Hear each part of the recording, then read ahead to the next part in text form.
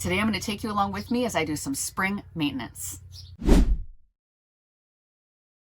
Hi everybody, it's Deb with Deb's RV Services and welcome to today's video. Today I am going to take you along with me as I do some preventative maintenance on my friend's RV as well as my own RV. So I've already done one of the things, which is air conditioning cleaning. Now I am going to link the video for that below because I went through that last year, so I'll just link that below, and I did already perform those on both my RV and hers. So today what I'm going to do is I'm going to do a hot water tank cleaning and I'm going to flush it. So I'm going to show you how I do that.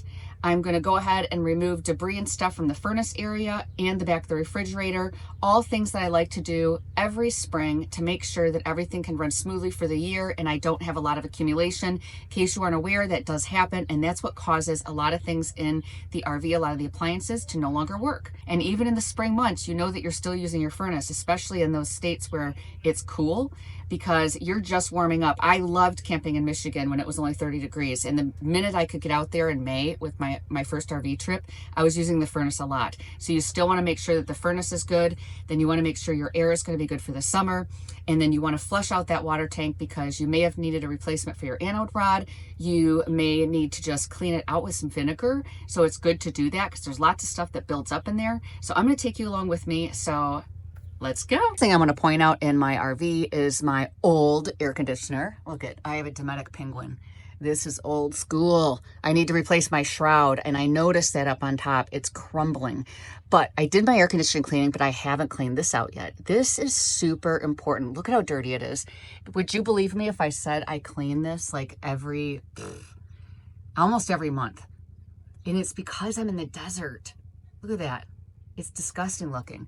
So I'm going to take this off so I can show you how it gets in there. So I have a layer in here. So I've had to do a makeshift because, well, I don't have the original. I just cut them to form and then I just clean this out. So this is how dirty it is. So what I'm going to do is I'm going to take it outside. I'm going to shake some of this off. So really it's just like, you just kind of remove it. I want to show you in here, like you can see all this dust and stuff. So I'm going to definitely clean that out too. If you have something like a vacuum, you can bring it up in here. I'm going to probably take a damp rag and just get all the dust off and just try to clean that whole area out. I am so happy that my air conditioner still works the way it should. And I don't know how many more years it's going to last, but I'm just thankful. I just keep on going and I use this thing a lot. Okay, I'm over at my friend's RV. She has a Odyssey Integra. I'm sorry, she has an Integra Odyssey. And I am just going to, I'm going to have to unhook this. It's connected. So what I want to do first too is you always want to make sure that the water heater is turned off so it's not continuing. Hi, Edie. So it's not continuing to heat up. And it is off LP gas and off electric. So make sure that they're off before you start doing anything with the water heater. All right, now I can have both hands. I still have to go get my tools. She's got her little mud dauber screening. But see, look at this. There's all these little things that got through but died in the cage. I don't know if you can see them, but there's little bug carcasses. Those things love to get in here. They love propane.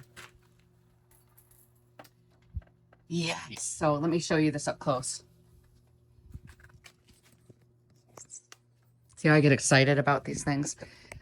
Look at all these little carcasses. They're from bugs. They're probably, they look like flies, but they're dead. So they did get in here, but see all this dust too? Look at how thick. That is a lot. And that's what I mean. When you're in the West, when you're in Arizona, places like this, you have to come through and clean these out quite frequently because this will get caked. It'll all get in here and it will not work like it's supposed to. So what I'm going to do is I'm going to go get my vacuum. I'm also going to get my compressed air can, and I'm going to clean all this out first. And then what I'm going to do is I'm going to drain this. So hers is a cap. So I need to take the cap off.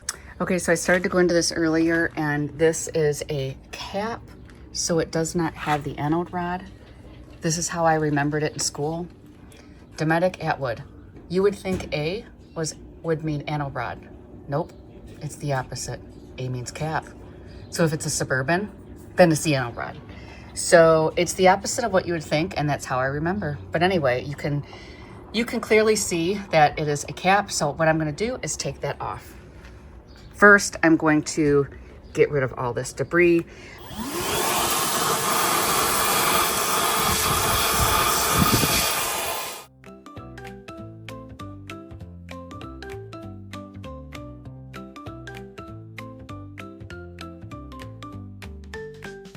So I just finished taking the vacuum and I got as much of the loose stuff as I could, tried to break it up, but you can see it's still got some caked on debris and dirt in there. So I'm going to go over it with a little bit of like a damp paper towel or something and just try to clean that up a little bit more. And then I will also take the canned air. You can see look at that little bug right in there. So you want to get rid of all those things, and a lot of them like to go inside of there.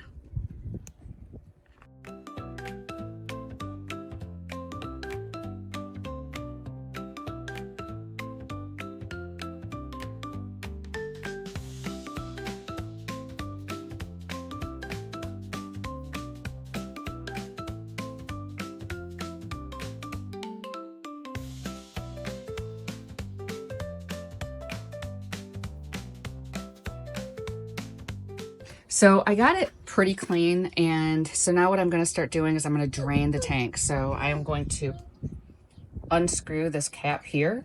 The water will start coming out. I'll relieve the pressure with the pressure relief valve, which is right here, and we'll get started with that. It's a socket, and this is a 1 1/16. I have it set for taking it off. So this should work. Yep, good. Press down. Woo. And you'll see water starting to come out anytime.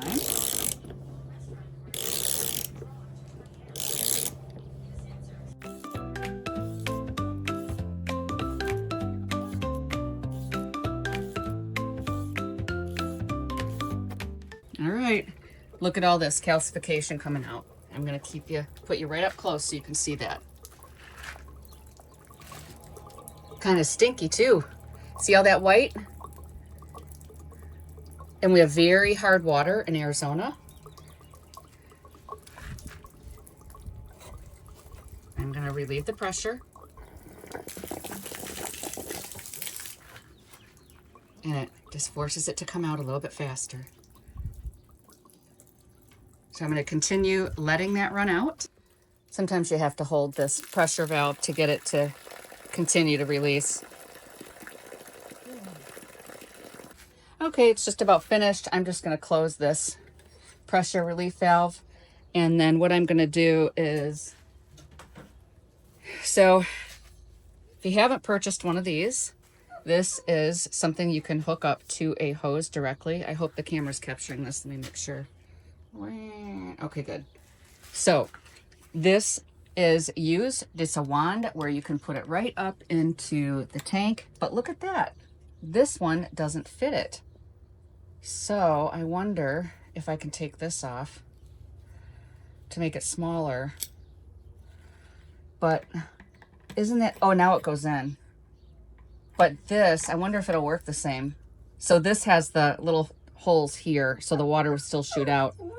So because this cap, this area, the drain area is smaller than what this wand is, but I'm going to go ahead and take this off. So if you could turn on your water for me, come out pretty. So it's going to do that inside the tank. So what I'm going to do is stick it in here, go all the way in as far as I can. And then I'm just going to clean that out. I'm stepping in mud, and see it's milky. So that is bringing out more calcifications. And I'm just going to move it in and out. See all that milkiness? Look at all that. Lisa, you ought to take a look at this stuff coming out. It's all coming out. All milkiness, calcifications. And I'm just going to bring it back and forth like this. And I'm going to turn it just to kind of rotate all the different ways. And Lisa was saying that we'd never done this for hers before. And the reason why is we've always been at a boondocking spot, and we weren't at hookups. So now we're at a hookup place, and it's like, let's go ahead and clean out your water tank. So yeah, this is supposed to be done every year.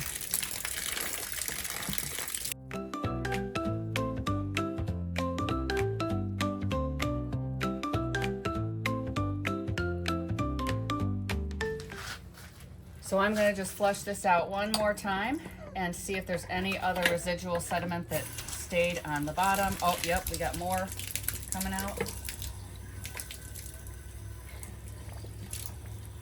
This should be the last time. This one took a lot of work because it was full. It had been a long time since this had been cleaned. And again, this is not the one with an anode rod, but it looks like it's coming out clear now, so I think we're good.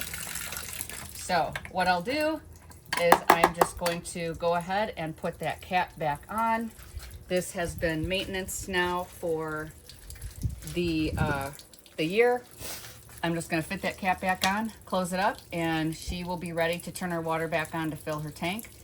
There is another method that you could do with the vinegar, but this male end is not fitting with my hoses. I don't have a way of getting that vinegar in with this one, and some of my other stuff is not here, but that is another option, is to add basically half the amount that your tank is. So this is a 6-gallon tank. You could add 3 gallons of vinegar, let it sit overnight, and then it would give it an even deeper cleaning. But you always want to look in this chamber too and make sure that you don't see anything else in there, and I don't see anything that looks good. So I'm going to go ahead and place her cap back on, get it started.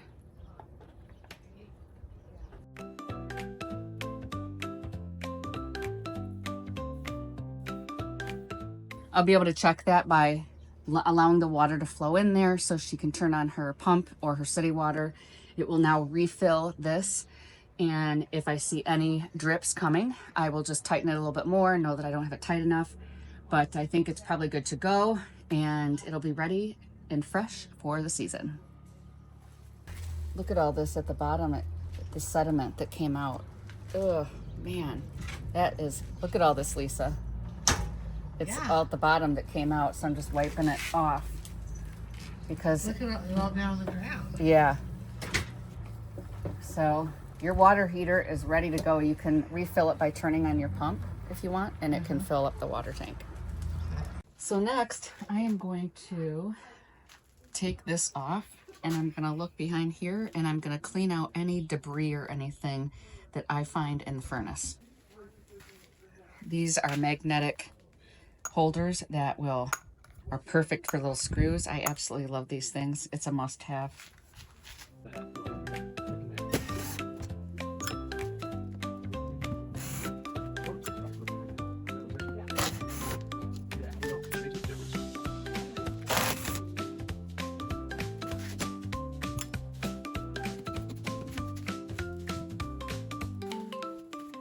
Wearing gloves. It's a good idea.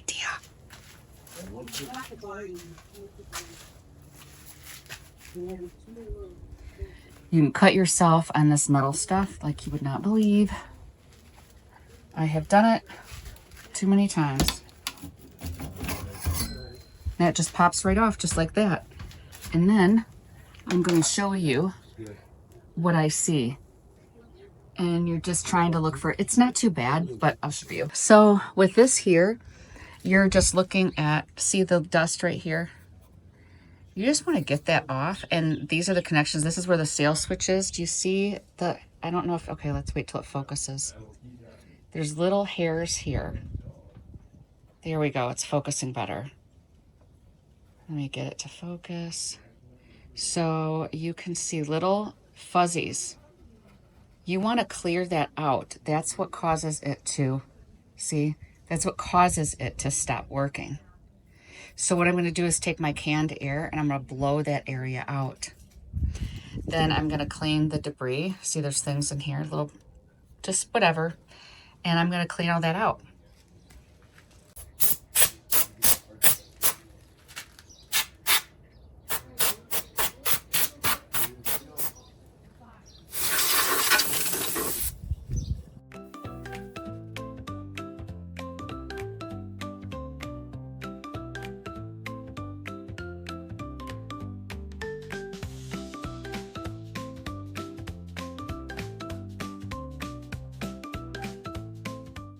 Now you can go further into, oh, the wind.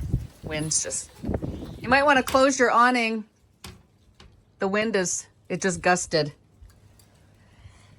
You can actually take these connections right off here, like that.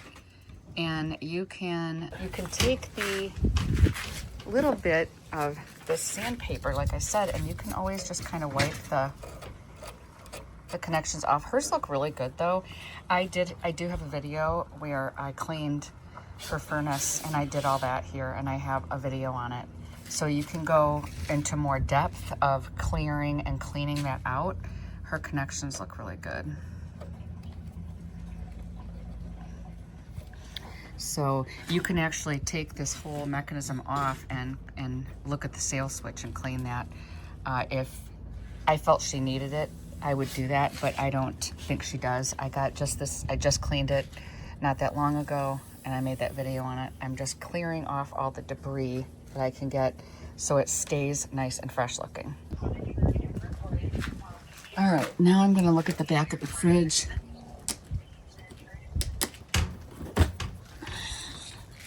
More bugs. So this is something that you want to look at.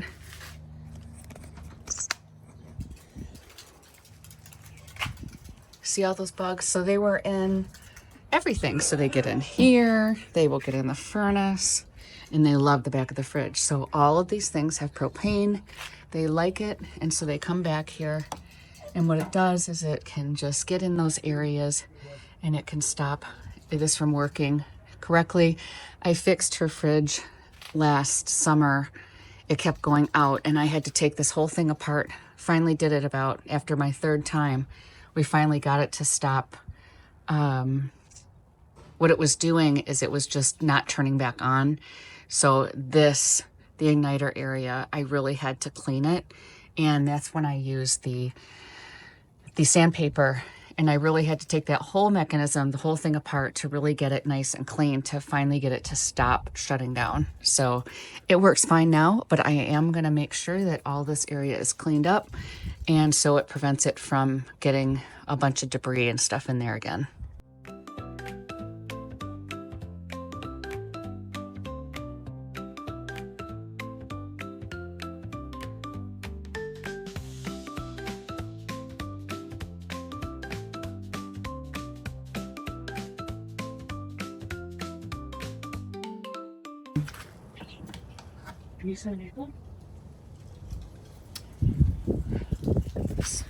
This is a, can you guys see that? This is a drain tube. So I'm gonna clean that off too. Some refrigerators have a different type, and it sticks right out of the slots on the cover. And sometimes you want to look at the cap of it because it can be clogged and not draining properly. This is the little cap here. I'm just going to clean that off.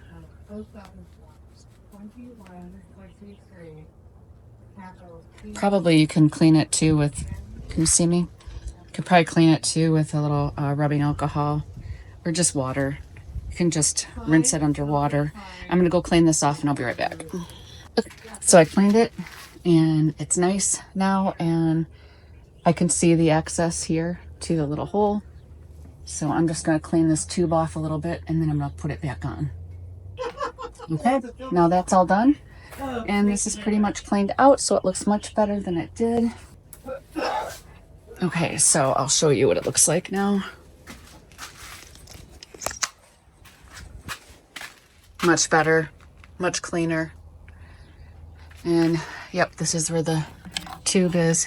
It's the drain area.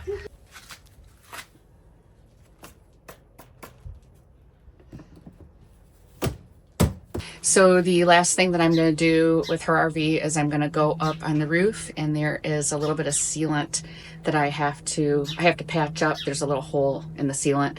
So I'm going to go up there and take you with me and show you how I do it. Okay, so I am up on the roof and I had to do voiceover because the wind was so strong and my microphones weren't working correctly. But anyway, I found this tiny hole that was by the vent cover and I'm pointing to it right there and I need to patch that. So I'm going to go ahead and I'm going to get my materials together and I'm going to show you how I clean that area off and then I apply sealant. So you can use mineral spirits or alcohol, and I have the bottles up there just to show you.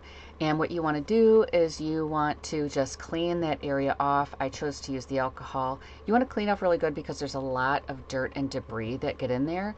So once you clear that off and then it dries, you can go ahead and apply the sealant. I'm using Dicor self-leveling sealant, and that is perfect for this type of roofing material. You go ahead and apply it in a nice thick bead and then allow it to self-level. And that's all you need to do for the repair. So that is it for today's maintenance video. I hope that you got something out of it. Please leave your comments below and I'll see you on the next one.